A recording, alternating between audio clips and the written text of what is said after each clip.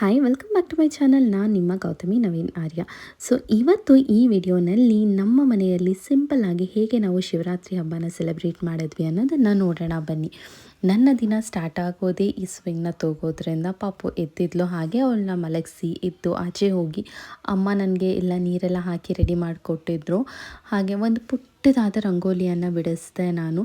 ನಾವು ಹೇಳಬೇಕಂತ ಹೇಳಿದ್ರೆ ಶಿವರಾತ್ರಿನ ಅಷ್ಟೊಂದು ಜೋರಾಗಿ ಏನು ಸೆಲೆಬ್ರೇಟ್ ಮಾಡಲ್ಲ, ನಾರ್ಮಲ್ ಪೂಜೆ ಮಾಡ್ತೀವಿ ಬಿಟ್ಟರೆ ಏನು ಸ್ಪೆಷಲ್ ಅಂತ ಏನೂ ಮಾಡಲ್ಲ ಈ ಹಬ್ಬಕ್ಕೆ. ಜಸ್ಟ್ ಪೂಜೆ ಅಷ್ಟೇ ಮಾಡೋದು, ಮನೆಯಲ್ಲಿ ಪೂಜೆ ಮಾಡಿ ಏನಾದರೂ ಒಂದು ಸ್ವೀಟ್ ಮಾಡೋದು. ಹಾಗೆ ಹೊರಗೆ ರಂಗೋಲಿ ಎಲ್ಲ ಬಿಡಿಸಿ ಅದಾದಮೇಲೆ ನಾನು ಫ್ರೆಶ್ ಅಪ್ ಆಗಿ ಅದಾದಮೇಲೆ ಬಂದುಬಿಟ್ಟು ಹೊಸ್ಲಿಗೆ ರಂಗೋಲಿ ಬಿಡಿಸಿ ಹಾಗೆ ಪೂಜೆ ಎಲ್ಲ ಮಾಡಿಬಿಟ್ಟು ಹೊಸ್ಲಿಗೂ ಕೂಡ ಇದು ನಮ್ಮ ಮನೆಯದು ಎಂಟ್ರೆನ್ಸಲ್ಲಿ ಏನಿದೆ ಅಲ್ಲಿ ಕೃಷ್ಣನ ಇಟ್ಟಿದ್ದೀವಿ. ಇದು ನವೀನ್ ಈ ಥರ ಐಟಮ್ಸ್ ಎಲ್ಲ ಬಂದು ಅವರೆಲ್ಲಾದರೂ ಟ್ರಿಪ್ಪಿಗೆ ಹೋದರೆ ಮೆಮೊರೀಸ್ಗೆ ಅಂತ ಹೇಳಿಬಿಟ್ಟು ತರ್ತಾರೆ. ಪ್ರತಿಯೊಂದೂ ಒಂದೊಂದು ಪ್ಲೇಸಿಂದ ತಂದಿರೋ ಅಂಥದ್ದು ಇದು. ಸೊ ಹಾಗೆ ಅದಷ್ಟನ್ನು ಎಲ್ಲ ಕ್ಲೀನ್ ಮಾಡಿ ಅಲ್ಲೂ ಹೂವೆಲ್ಲ ಇಟ್ಟು ಪೂಜೆಗೆಲ್ಲ ರೆಡಿ ಮಾಡಿದೆ. ಇದೆಲ್ಲ ಆದಮೇಲೆ ಅಮ್ಮ ಇವಾಗಿರೋದ್ರಿಂದ ಅವರೇ ಆಲ್ಮೋಸ್ಟ್ ಎಲ್ಲ ಕೆಲಸನೂ ಮಾಡ್ಕೊಂಬಿಡ್ತಾರೆ. ಮನೆ ಕ್ಲೀನಿಂಗಿಂದ ಹಿಡಿದು ಎಲ್ಲ ಪ್ರತಿಯೊಂದು ಕೆಲಸನೂ ಅವರೇ ಮಾಡ್ತಾರೆ. ಹಾಗೆ ಪಾಪುನು ಫ್ರೆಶ್ ಅಪ್ ಮಾಡಿಸಿ ಅತ್ತೆ ಫ್ರೆಶ್ ಅಪ್ ಆಗಿ ನಾನು ಫ್ರೆಶ್ ಅಪ್ ಆಗಿ ಅದಾದಮೇಲೆ ಪೂಜೆಗೆಲ್ಲ ರೆಡಿ ಮಾಡಿಕೊಂಡೆ. ಇದು ನಮ್ಮ ಮನೆಯದು ಸಿಂಪಲ್ ದೇವ್ರ ಮನೆ ಅಂತ ಹೇಳ್ಬೋದು. ನಾನು ಜಾಸ್ತಿ ದೇವರು ಪೂಜೆ ಇದೆಲ್ಲ ಏನೂ ಮಾಡೋದಕ್ಕೆ ಹೋಗಲ್ಲ ಈ ಟೈಮಲ್ಲಿ, ಬಿಕಾಸ್ ಪಾಪು ಇರೋದ್ರಿಂದ ನನಗೇನು ಮಾಡೋದಕ್ಕಾಗಲ್ಲ. ಇವಾಗ ಮುಂಚೆಲ್ಲ ಅದೊಂದು ಕಂಟಿನ್ಯೂಟಿ ಇಟ್ಕೊಂಡಿದ್ದೆ, ಇವಾಗ ಆಗಲ್ಲ. ನನ್ನ ಕೈಲಿ ಎಷ್ಟಾಗುತ್ತೆ ಅಷ್ಟನ್ನು ನಾನು ಮಾಡ್ಕೋತೀನಿ. ಹಾಗೆ ಪೂಜೆಗೆಲ್ಲ ರೆಡಿ ಮಾಡಿಕೊಂಡೆ. ಅಮ್ಮ ಎಲ್ಲ ವಾಶ್ ಮಾಡಿ ಕೊಟ್ಟಿದ್ದರು. ನಾನು ಜಸ್ಟ್ ಹಾಗೆ ಹೂವೆಲ್ಲ ಇಟ್ಬಿಟ್ಟು ಪೂಜೆ ಮಾಡಿದೆ. ಈ ಹಬ್ಬದಲ್ಲಿ ನಾವು ಇಷ್ಟೇ ಮಾಡೋದು. ಸೊ ಇವತ್ತೇನಾದರೂ ಸ್ಪೆಷಲ್ ಮಾಡೋಣ ಅಂತ ಹೇಳಿಬಿಟ್ಟು ಗೋಳಿ ಬಜ್ಜಿ ಮಾಡೋಣ ಅಂತ ಅಂದ್ಕೊಂಡೆ. ಇದಕ್ಕೆ ಬೇರೆ ಬೇರೆ ಹೆಸರಲ್ಲಿ ಹೇಳ್ತಾರೆ, ಬಟ್ ನಮ್ಮ ಸೈಡ್ ಅದಕ್ಕೆ ನಾವು ಗೋಳಿ ಬಜ್ಜಿ ಅಂತ ಹೇಳ್ತೀವಿ. ಹೇಗೆ ಮಾಡೋದು ನೋಡೋಣ ಬನ್ನಿ. ಮೈದಾ ತೊಗೊಂಡೆ, ಅದಾದಮೇಲೆ ಇದು ತೆಂಗಿನಕಾಯಿ, ಇದನ್ನು ಪೀಸಸ್ ಹಾಕಿ ಕಟ್ ಮಾಡ್ಕೋಬೇಕು. ಪೆಪ್ಪರ್, ಮೊಸರು, ಅದ್ರ ಜೊತೆ ಕೊತ್ತಂಬರಿ ಸೊಪ್ಪು, ಇದು ಆಪ್ಷನಲ್ಲ. ಮೊಸರು ಕೂಡ ಅಷ್ಟೇ ನಮ್ಮ ಮನೇಲೇ ಮಾಡಿದ್ದು. ಅದರ ಜೊತೆ ಒಂದು ಸ್ವಲ್ಪ ಬೇಕಿಂಗ್ ಸೋಡಾ ಯೂಸ್ ಮಾಡ್ಬೋದು. ಇಷ್ಟು ಇಂಗ್ರೀಡಿಯೆಂಟ್ಸ್ ಯೂಸ್ ಮಾಡಿಕೊಂಡು ಆರಾಮಾಗಿ ಬೇಗನೆ ಒಂದು ಕ್ವಿಕ್ಕಾಗಿರೋ ರೆಸಿಪಿ ಮಾಡ್ಕೊಬೋದು. ನಾವು ಯೂಶ್ವಲಿ ಬಜ್ಜಿ ಬೋಂಡ ಎಲ್ಲ ಮಾಡ್ತೀವಲ್ಲ, ಅದಕ್ಕಿಂತ ಬೆಟರ್ ಅನಿಸುತ್ತೆ. ಸೊ ಏನು ಮೈದಾ ತೊಗೊಂಡಿದ್ದೆ, ಅದಕ್ಕೆ ತೆಂಗಿನಕಾಯಿನ ಹಾಕ್ಕೊಂಡೆ. ಅದಾದಮೇಲೆ ಒಂದಷ್ಟು ಪೆಪ್ಪರ್ನ ಹಾಕ್ಕೊಂಡೆ. ಸ್ವಲ್ಪ ಜಾಸ್ತಿನೇ ತೊಗೊಂಡಿದ್ದೆ. ತಿನ್ನೋವಾಗ ಸಿಕ್ಕಿದ್ರೆ ತುಂಬ ಚೆನ್ನಾಗಿ ಅನಿಸುತ್ತೆ ಇದು.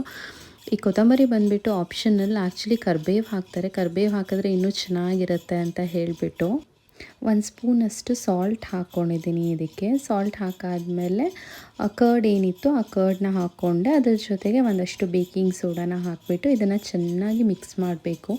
ನಾನು ಇದರಲ್ಲಿ ನೀರೇನೂ ಯೂಸ್ ಮಾಡಲಿಲ್ಲ, ಬರೀ ಕರ್ಡಲ್ಲೇ ಮಾಡಿದ್ದೀನಿ.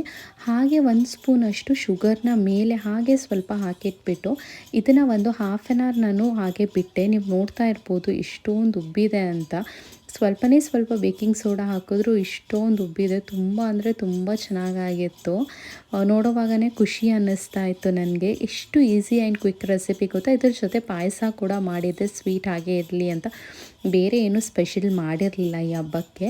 ಹಾಗೆಯೇ ಆಯಿಲ್ ಏನಿತ್ತು ನೋಡಿ, ನಾನು ಆಯಿಲ್ನ ಸ್ವಲ್ಪ ಜಾಸ್ತಿನೇ ತೊಗೊಂಡಿದ್ದೀನಿ. ಅದರಲ್ಲಿ ಮುಳುಗಬೇಕು ಅದು ಆ್ಯಕ್ಚುಲಿ. ಅದರಿಂದ ಸ್ವಲ್ಪ 1 ಲೀಟರಷ್ಟು ಆಯಿಲ್ನ ನಾನು ಹಾಕ್ಕೊಂಡಿದ್ದೆ. ಈ ಥರ ಒಂದು ಚಿಕ್ಕ ಪೀಸ್ನ ಹಾಕ್ಬಿಟ್ಟು ನೋಡಿ ಎಣ್ಣೆ ಕಾದಿದೆಯಾ ಅಂಥೇಳಿ. ಆಬ್ವಿಯಸ್ಲಿ ಇದೆಲ್ಲರೂ ಮಾಡ್ತೀರಾ. ಈ ಥರ ಒಂದು ಸ್ವಲ್ಪ ಹಾಕಿ ನೋಡಿ. ಕೈನ ವೆಟ್ ಮಾಡಿಕೊಂಡು, ನಿಮಗೆ ಇದನ್ನೇನು ಪರ್ಫೆಕ್ಟ್ ಶೇಪಲ್ಲಿ ಬಿಡಬೇಕಂತೇನಿಲ್ಲ, ಸುಮ್ಮನೆ ಈ ಥರ ಆಯಿಲಲ್ಲಿ ಬಿಟ್ಟರೆ ಆಯಿತು. ಆವಾಗವಾಗ ಕೈನ ವೆಟ್ ಮಾಡಿಕೊಂಡ್ರೆ ನಿಮಗೆ ಅದು ಅಂಟಲ್ಲ ಕೈಗೆ, ನೀಟಾಗಿ ಆರಾಮಾಗಿ ಆಗುತ್ತೆ. ಸೊ ಇಷ್ಟೇ. ಇದು ಎಷ್ಟು ಕ್ವಿಕ್ಕಾಗಿ ಮಾಡ್ಕೋಬೋದು ಅಂದರೆ, ಮ್ಯಾರಿನೇಟ್ ಮಾಡೋಕ್ಕೆ ಒಂದು ಹಾಫ್ ಆನ್ ಅವರ್ ಆಗುತ್ತೆ ಬಿಟ್ಟರೆ ತುಂಬ ಕ್ವಿಕ್ಕಾಗಿ ಮಾಡ್ಬೋದು. ಯೂಶ್ವಲಿ ನೀವು ಈ ಮ್ಯಾಂಗ್ಳೂರ್ ಸೈಡ್ ಅಥವಾ ಕೂರ್ಗ್ ಸೈಡೆಲ್ಲ ಹೋದಾಗ ಇದನ್ನು ಟೇಸ್ಟ್ ಮಾಡಿರ್ತೀರ. ಅವಾಗ ಅನಿಸುತ್ತೆ ಏನೋ ಒಂಥರ ಯುನೀಕ್ ಆಗಿದೆ ಅಂತ. ಹಾಗೆಯೇ ಇದು ಮಾಡೋದು ಕೂಡ ತುಂಬ ಈಸಿ. ಇದನ್ನು ಹಾಕಿ ನನ್ನ ಕೈಯೆಲ್ಲ ವಾಶ್ ಮಾಡ್ಕೊಳ್ಳೋಷ್ಟರಲ್ಲಿ ನೋಡಿ ಅದು ಮೇಲೆ ಹೀಗೆ ಬಂದಿತ್ತು. ಸೊ ಬೇಗ ಅಂದರೆ ಬೇಗನೆ ಆಗುತ್ತೆ. ಇದನ್ನು ಜಸ್ಟ್ ಫ್ರೈ ಮಾಡಿಬಿಟ್ಟು ಹಾಗೆಯೇ ಸರ್ವ್ ಮಾಡೋದು. ತುಂಬ ಈಸಿ ಆ್ಯಂಡ್ ಕ್ವಿಕ್ ರೆಸಿಪಿ.